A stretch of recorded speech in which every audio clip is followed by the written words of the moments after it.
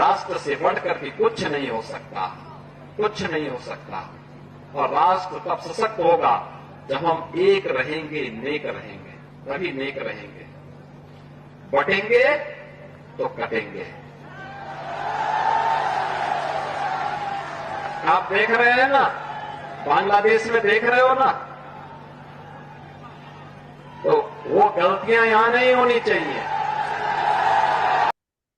Hi there and welcome to another episode here on the Squirrels.in. The elections may be over, but quite clearly, the winds of change that we saw during the Lok Sabha elections of 2024 are still playing themselves out in multiple ways. With me, well-known journalist, our former colleague, founder and editor-in-chief of satyahindi.com, Ashutosh, joining us live. Great pleasure, Ashu, to have you with us today. Thank you. Let me first begin by asking you, Ashu, this statement which has been made by the UP Chief Minister Yogi Adityanath. There was the UP CM who, till a couple of weeks back, Delhi was rife with all kinds of speculation that he may be replaced. Now suddenly Yogi Adityanath adopting what many would say is a rather belligerent tone. What do you make out of this sudden belligerence which Yogi Adityanath is displaying? See, Bhupendra, the elections are never over in this country. The elections are an ongoing process in this country. Every time there is election is happening. As you know that there's a by-election for the 10 constituencies are just going to happen in next month or so.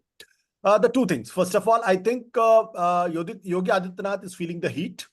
Heat for the simple reason because he was supposed to increase the numbers of the BJP seats won in the 2024 parliamentary elections. Instead of that, the number has shrunk to 33.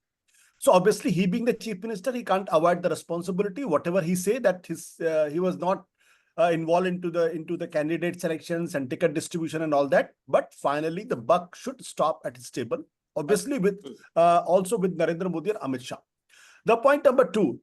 After the elections, Mr. Yogi Adityanath is facing an internal crisis. It's a kind of internal rebellion against him. And a few experts are saying that this is also internally generated rebellion, where his own colleagues are asking him to take the blame and, if possible, be replaced by somebody else. This has not been seen in as many words. But if you see carefully, the last week itself, the number 3 in the RSS, Mr. Arun Kumar, had come all the way to UP in Lucknow, and he sat with the Keshav Prasad Maurya and Yogi Adityanath and tried to broker some kind of a ceasefire between them. And it seemed there is some kind of a ceasefire. The third point is Mr. Yogi Adityanath has to prove that if he has to emerge as a strong leader in future, then he has to consolidate his Hindutva gain. And till now, before the results were out for the parliamentary elections, he was supposed to be the most popular Hindutvawadi leader after Narendra Modi. That myth has busted because he failed to deliver. Now now there is a race, and the race is between him and Amit Shah for the who after Narendra Modi. In that scenario, till now it is seen that he was ahead, but after the debacle in the UP elections, he's feeling the heat. So he has to consolidate his Hindutva vote. Plus, this is also his aggressive armor in the sense because he knows if he continues with the burning the Hindutva agenda, then the BJP and the top leaders in the BJP will find it difficult to replace him with somebody else, because then he can always go to the public and say, I was replaced because of these particular reasons and because I was working for the Hindutva. So I think these are three things which is happening, and this fire will keep burning. I don't see this is going to extinguish in the near future. Are you saying, Ashutosh, that because of BJP's poor performance in the UP Lok Sabha, are you suggesting that Yogi Adityanath today has appeared weakened? Because if you look at the statements and the belligerence that I was speaking about, when he says that batoge to katoge, batenge to katenge, he's reminding people stay united, otherwise, what has happened in Bangladesh. Is this a sign of weakness or is this a sign of strength for you, which is being displayed by Yogi? See, there's nothing wrong with using the word batenge. The problem is the word katenge. And everybody knows in what context this word katenge is used. So I don't need to explain. I don't need to get into that. But frankly speaking, this is a communal statement. This is a statement to polarize Hindus and creating Islamophobia and giving the reference of of Bangladesh clearly indicates that he's referring to the minority Hindus who had faced the backlash from the majority communities in the Bangladesh. He's trying to remind people of UP and his constituency that look what happens. And if you juxtapose this in the contemporary context, we can always go and explain that this is also his way of responding to the demand of the caste census. And this caste census demand has suddenly become very, very prominent because not only Rahul Gandhi has been raising, but even he's also, the BJP is also facing heat from the PDA of Samajwadi Party. The PDA and this Muslim combination is proving to be a deadly combination, is trying to neutralize a Hindutva thing. So, but is it not true? But Ashutosh, is it not true that one of the necessary implications or consequences of what we've seen in 2024, particularly in the context of UP, is the defeat of Islamophobia? Would that be a correct way to look at it? Of course, yes. Because from the day one, you see, because I still remember, I think it was the 8th of April 2024, the first phase of election was almost 2 weeks away. And the Congress has came out with a manifesto. And the same day, the Prime Minister has said, this manifesto reminds me of the manifesto of the Muslim League of Jinnah. So what was the need for that? And during the election, after the first phase of polling in Banswara, he said that he called Muslims, in fact, infiltrators. And then Yogi Adityanath and Amit Shah has gone to the extent of saying that if the opposition, that the India bloc wins elections, then there will be Sharia law in the country. But what is the difference between what? But what is the difference, Ashu, between what is being stated, let's say, by Amit Shah when he raises 10 questions in the context of Jammu and Kashmir against the Congress Party's manifesto, and what is being stated here by Yogi Adityanath in the context of UP? So my state question is this: are you suggesting that because the BJP seems to have lost some steam in the Hindi heartland, specifically in UP, are we looking at Hindutva 3.0, even more aggressive, even more resurgent now? I will not say that the Hindutva 3.0, because BJP now cannot afford to go beyond the point on the issue of Islamophobia and Hindutva. But yes, they still have to communicate with their own social base. And the message after 4 June 2024 has gone that the forces were opposed to the Hindutva, the forces were opposed to the social base of BJP are getting stronger. And with that pressure, BJP might succumb to withdrawing from their from the Hindutva agenda. That is a message. So BJP, look at the way they brought in the Waqf board bill, knowing fully well that the Waqf board will be opposed by their alliance partners. But still the BJP came out for the simple reason, not that they wanted the bill to be passed and become an act, but simply because to tell their social base that we have not withdrawn from our social agenda, we are still there. We might have certain problems, but we are on with our agenda. So BJP. But here's Ashutosh, here's the dichotomy. A few weeks back, I was speaking to Zafar Sareshwala, the original sort of Muslim supporter of the Prime Minister, and he was of the view that the real problem before the BJP today is that this mass of right-wing troll army today has become an albatross around the Prime Minister's neck. One of our own contributors, Surajit Dasgupta, has also written a brilliant piece, which he's absolutely convinced about, on squirrels.in, where he's charging the Prime Minister and the BJP of not being Hindu enough. Are you getting a sense that this heightened expectation, let's say, from the right-wing support base of the BJP and the Prime Minister, does it lead to ideological confusion for the BJP?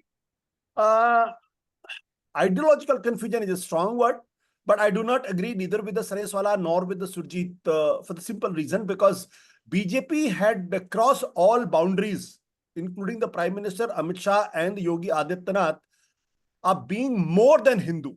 The entire campaign was a very belligerent, very blatant, very brazen Hindutvadi campaign, and trying to create, had taken the scaremongering against a Muslim, at least I had not imagined. I had watched his election campaign 2014 very carefully. In fact, I fought that election at that point of time. 2019, again, I had written a book on that. And in both the campaigns, yes, BJP and the Modi had raised the issue of Hindutva and the bogey of Islam. But the kind of campaign this time they use, the kind of language it has been used, it is beyond my imagination. And that is But why what does the BJP do? Huh. No, but Ashutosh, what does the BJP do if you have a situation where Rahul Gandhi, as early as this last weekend in Prayagraj, goes to the extent of saying that even in Femina Miss India contests, look at how many Dalits or OBCs or tribals are becoming Femina Miss India. Now, if that's the level of debate that you're going to go down to, what is the option for the BJP?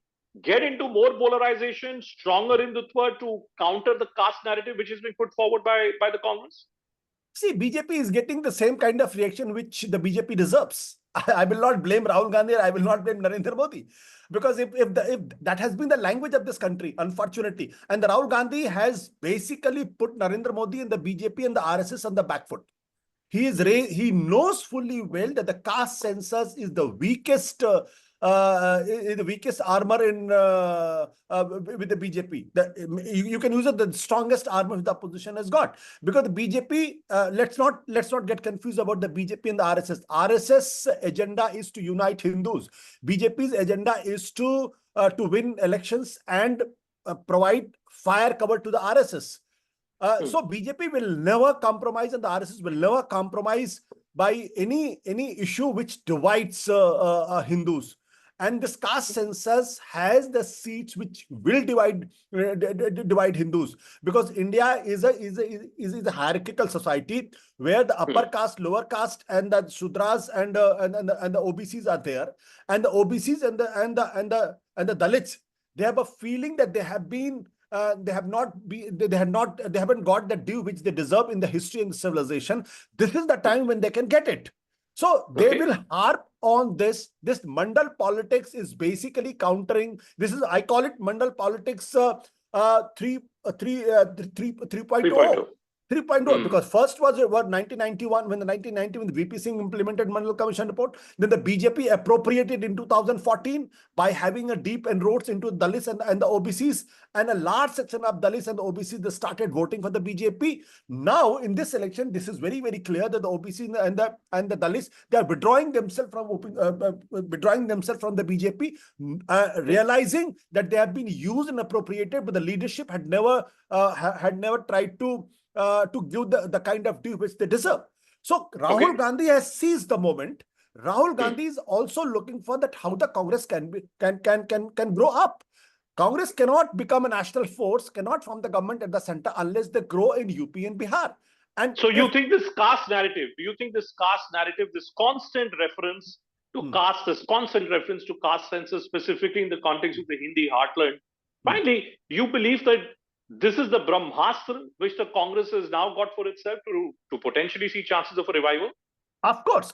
There is no doubt about it. The first phase of battle will be BJP. The second phase of battle will be the Mandal parties.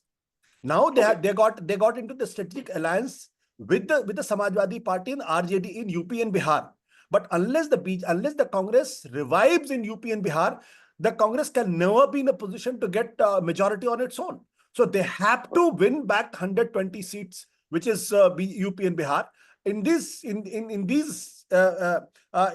and Bihar, they know fully well that the upper caste more than 85% votes for the BJP, and the upper caste is not going to desert BJP in the near future. So where they can get the social base? They can get the social base from Dalits. They can get the social base from the Muslims, and in both the constituencies, Dalits and the Muslims, now they are solidly coming towards the Congress party. The only social base left is OBC. It's difficult to get that, but I think Rahul Gandhi is raising that issue to tell to the OBC communities that Congress and the Rahul Gandhi is the new messiah of the Mandal politics. Enough have been given to the chances have been given to the Samajwadi Party and the RJD. They have not done anything great for you. We can deliver. The way we are fighting a battle for the Muslims, the way we are fighting battles for Dalits, we are here to fight battles for the OBCs also. All right. Ashutosh, always a pleasure speaking to you. Thank you so much for joining us and making sense of this developing political story.